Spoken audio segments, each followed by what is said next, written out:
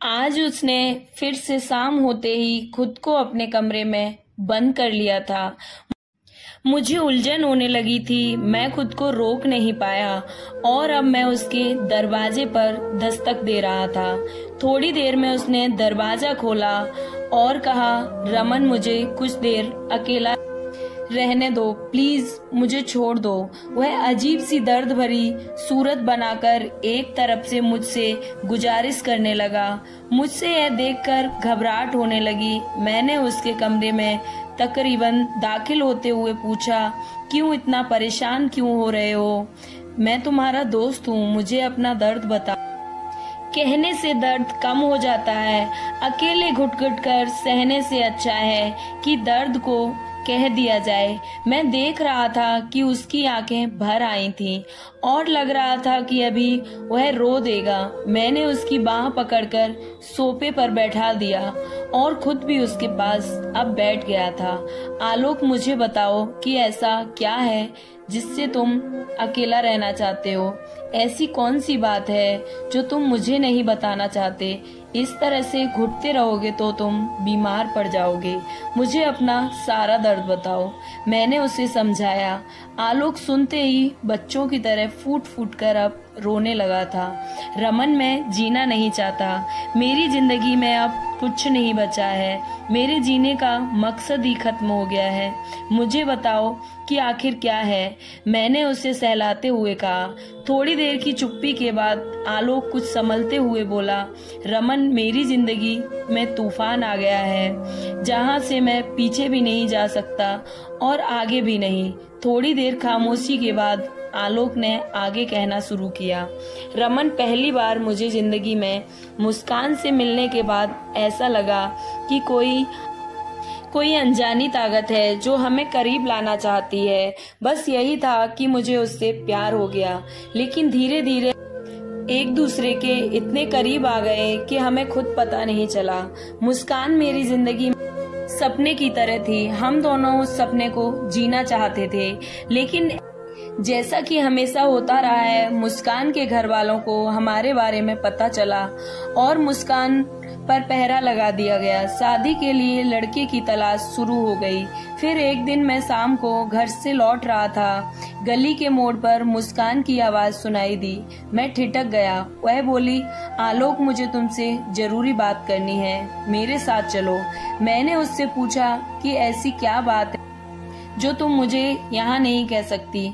वह बोली, बस मेरे साथ चलो और कुछ नहीं। मेरा हाथ पकड़कर खींचते हुए वो मुझे नवीन पार्क ले गई और उसने कहना शुरू किया, आलोक, मैं यहाँ से कहीं दूर जाना चाहती हूँ। मैंने घबरा कर कहा, क्यों मुस्कान, किसी ने कुछ कहा? वह बोली, आलोक, मैं तुमसे बहुत प्यार करती हूँ, तुम्हारे बिना मैं मर जाऊंगी, लेकिन मेरे घर वाले ना तुम्हें पसंद करते हैं और ना ही मेरा आगे पढ़ना पसंद करते हैं। आज ही पता चला है कि किसी गांव में बहुत ही रूढ़वादी परिवार में मेरी शादी तय हो गई है। मैं तो जीते जी मर ही जाऊंगी। मैंने उसे समझाया कि तुम परेशान मत हो, कोई ना कोई उपाय हम निकाल ही लेंगे। नहीं आलोक, कोई मदद नहीं करेगा, तुम तैयारी कर लो, हम कोर्ट मैरिज कर लेंगे और यहाँ से कहीं दूर चले जाएंगे। मुस्कान एक बहुत ही होनहार लड़की है। उसका सपना एक कामयाब मैनेजर बनने का है, पर मुझे डर लग रहा था कि उसके घर वाले जबरदस्ती में उसकी शादी कहीं दूसरी जगह करा ना दें और उसका सपना टूट नहीं जाए। मेरे लिए ये सबसे बड़ी हार होगी। और रमन, तुम उसके पिता से मिलो और उन्हें समझाओ वे मुस्कान के सपनों के साथ नाइंसाफी ना करें। वे कहेंगे तो मैं दूर चला जाऊंगा, लेकिन मुस्कान को उसे अपना सपना पूरा करने दें। इतना कहकर आलोक चुप हो गया। उसकी आंखें भर आई थीं। मैंने उसे तसल्ली दी और कहा कि मैं कोशिश करूंगा मुस्कान के पिता से मिलने की, लेकिन दिक्कत यह थी कि मैं इससे पहले कभी मुस्कान के पिता से मिला नहीं था और उनसे पहले से कोई परिचय भी नहीं था। बहरहाल मैंने आलोक से वादा किया तो पूरा तो करना ही था।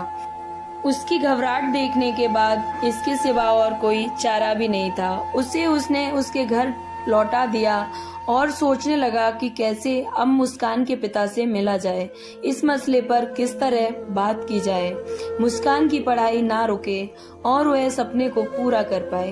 अगले दिन अपने ऑफिस जाने के लिए मैं निकला और सोचा कि शाम को लौटते हुए मुस्कान के पिता से मिल आऊंगा।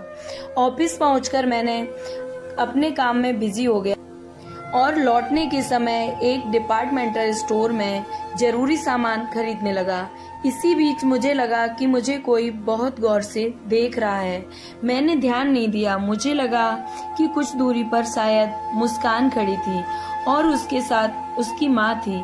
मैंने बिना समय गवाए उसके पास पहुंच गया। नमस्ते आंटी जी। नमस्ते बेटा, कैसे हो? मैं ठीक हूँ। मुस्कान, तुम कैसी हो? मैंने धीरे से मुस्कान से पूछा।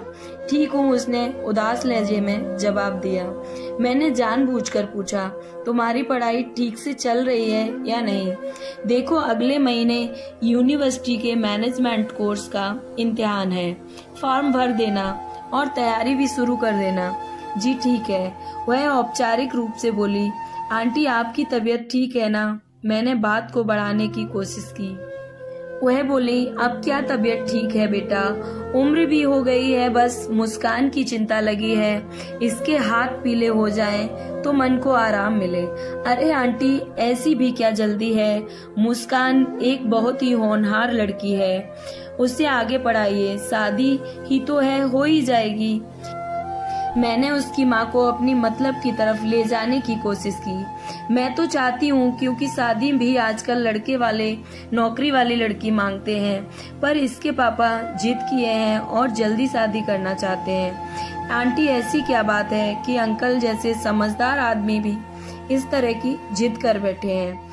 असल में इसके पापा आलोक को पसंद नहीं करते और मुस्कान को यहाँ से दूर भेजना चाहते हैं। लेकिन आंटी, आलोक की वजह से मुस्कान के भविष्य को बर्बाद करना सही नहीं है। आलोक से ज्यादा अहम मुस्कान की पढ़ाई है, उसका भविष्य है, उसके सपने और हर माँ बाप की सबसे बड़ी जिम्मेदारी है अपने बच्चों को सपनों को पूरा करने में मदद करना, न कि किसी छोटी समस्या को लेकर बच्चों के भविष्य को निराशा में धकेल देना। मैंने समझाने की कोशिश की, मैं समझ सकती हूँ, और लड़के वाले भी हर जगह नौकरी वाली लड़की की मांग करते हैं। इसलिए भी मैं चाहती हूँ कि मुस्कान की पढ़ाई ना रुके। आप कहें आंटी तो मैं अंकल से बात करूं, कोशिश कर लो, मगर मुझे नहीं लगता कि वो मानेंगे। कोशिश कर लो। मुस्कान की माँ की आवाज में निराशा झलक रही थी। ठीक है आंटी, मैं बात करूंगा, लेकिन जब मैं बात करूंगा तो आप भी मौजूद रहेंगी। मैं कल सुबह ही आऊंगा। ठीक है बेटा। इतना कहकर माँ आगे बढ़ गई और मुस्कान थोड़ा पीछे रही। मैंने उसे देखकर कहा, बिल्कुल परेशान मत होना, सब ठीक हो जाएगा। मेरी बातें सुनकर मुस्कान को थोड़ी तसल्ली हुई। अगले दिन मैं मुस्कान के पिता से मिलने उसके घर पहुंचा तो देखा कि वही कहीं बाहर जा रहे थे। नमस्ते अंकल, मैं उनके सामने पहुंचकर बोला। नमस्ते बेटा, क्या हाल है? अब तो कम ही दिखाई देते हो। वो बोले, अंकल काम बहुत बढ़ गया है, ऑफिस में जल्दी जाना होता है और लौटने में देर हो जाती है, इसलिए कहीं चाह कर भी नहीं जा पाता।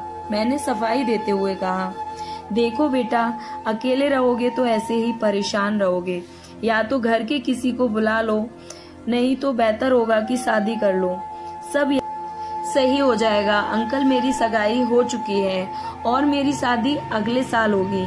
तब तक मेरी होने वाली वाइफ की बीएड की परीक्षा भी हो जाएगी। हालांकि मेरे माता पिता चाहते हैं कि इसी साल शादी हो जाए, लेकिन रिचा यानी मेरी होने वाली पत्नी को पता चला कि वह बीएड करना चाहती है, तो मैंने माता पिता और उसे मना लिया। मैंने कहा, क्यों बेटा, शादी के बाद भी वह बीएड तो कर सकती है। अंकल ने अपना नजरिया बता दिया। लड़की के हालात बदल जाते हैं और मानसिकता में बदलाव आ जाता है। लड़की ससुराल में रहकर पढ़ाई नहीं कर सकती, लेकिन उसे बहुत कुछ खोने का डर भी होता है, और अपने माता पिता के यहाँ रहकर वह पढ़ाई अच्छी तरह से बिना किसी दबाव के पूरी कर सकती है। मैंने अंकल को प्रैक्टिकल तरीके से समझाने की कोशिश की। हाँ, तुम्हारी बात कुछ सही है, चलो ठीक है, बीएड कर लेने के बाद तुम्हारे लिए भी मददगार साबित होगी। हम लोग बात करते हुए थोड़ी दूर बाजार तक आए। अंकल बुरा मत मानना, पर आप मुस्कान को आगे पढ़ाने से क्यों मना कर रहे हैं? जब वह MBA करना चाहती है तो उसे करने दीजिए, शादी तो बाद में भी हो जाएगी। अपने मुद्दे पर आते हुए मैंने कहा, देखो रमन, मुस्कान का मामला कुछ अलग है। मेरी भी इच्छा थी कि मुस्कान MBA करने के बाद अपने घर से विदा हो, लेकिन कुछ हालात बदल गए हैं। शायद आलोक के बारे में आप कुछ कहना चाहते हैं। मेरे विचार से इस मसले पर भी समझदारी से काम लेना ही मुनासिब होगा। जहाँ तक मुस्कान की पढ़ाई की बात है तो मुझे पूरा यकीन है कि आलोक का मसला कोई बाधा नहीं बनेगा। मैंने पूरे यकीन से कहा, जहाँ तक मैं समझता हूँ आलोक एक समझदार लड़का है, लेकिन उसने मुस्कान के साथ रिश्ता बनाया, यह सोचकर मुझे बहुत झटका लगा। अंकल, आपकी चिंता जायज है, लेकिन मुस्कान मेरे लिए बहन की तरह है और इस आधार से मैं कह सकता हूँ कि सिर्फ आलोक ही नहीं बल्कि मुस्कान भी बहुत समझदार है और ये दोनों ही बहुत भावुक हैं। इसलिए ऐसा कुछ भी नहीं हुआ जिससे दोनों के परिवारों को कोई चिंता हो। हम बात करते हुए एक पार्क की बेंच पर बैठ गए थे। रमन, ये कैसे मुमकिन है कि मुस्कान इन हालातों में पढ़ाई एकाग्रित होकर कर पाएगी? अंकल ने काफी सावधानी के साथ कहा, इसलिए आलोक खुद चाहता है कि मुस्कान आगे MBA करने में कोई बाधा ना आए, तो वह यहाँ से दूर चला जाएगा अपना ट्रांसफर करवाकर। मैंने कहा, क्यों? आलोक इतनी परेशानी किस लिए उठाएगा? उसे कुछ करने की जरूरत नहीं है अंकल, इसलिए ऐसा करना जरूरी है। सच तो यह है कि जब दो लोग आपस में सच्चा प्यार करते हैं तो वो सिर्फ एक दूसरे को खुश देखना चाहते हैं, चाहे इसके लिए उन्हें अपनी खुशी, अपनी भावनाओं को आहत ही क्यों न करना पड़े।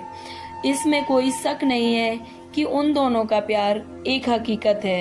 रमन, यह प्यार नहीं, यह इस उम्र की भावनाओं का उभार है। यह अक्सर होता है। मैं आपको अपनी समझ से कह रहा हूँ, आप तो मानने के लिए कोई दबाव नहीं बना रहा। अगर आपको बुरा लगा तो मुझे माफ कर दीजिए। नहीं बेटा, मुझे बुरा नहीं लगा, तुम इसे गलत मत समझना।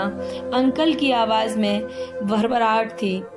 अंकल, आप भी मेरे पिता के समान हैं। मैं आपकी किसी भी बात का बुरा नहीं मान सकता और मुस्कान को भी अपनी बहन समझता हूँ, इसलिए इस हक से कुछ कहने की हिम्मत कर सका।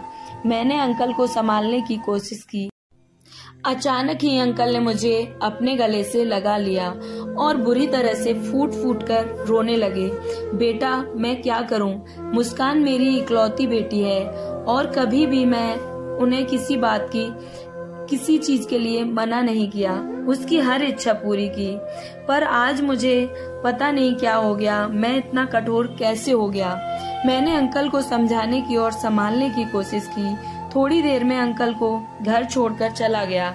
हालांकि देर हो गई, ऑफिस में बॉस को देरी की वजह बतानी पड़ी, पर मन में कुछ एक संतोष था कि सब कुछ अच्छे तरीके से मैंने उन लोगों को समझा दिया। शाम को घर आने पर फोन बजने लगा।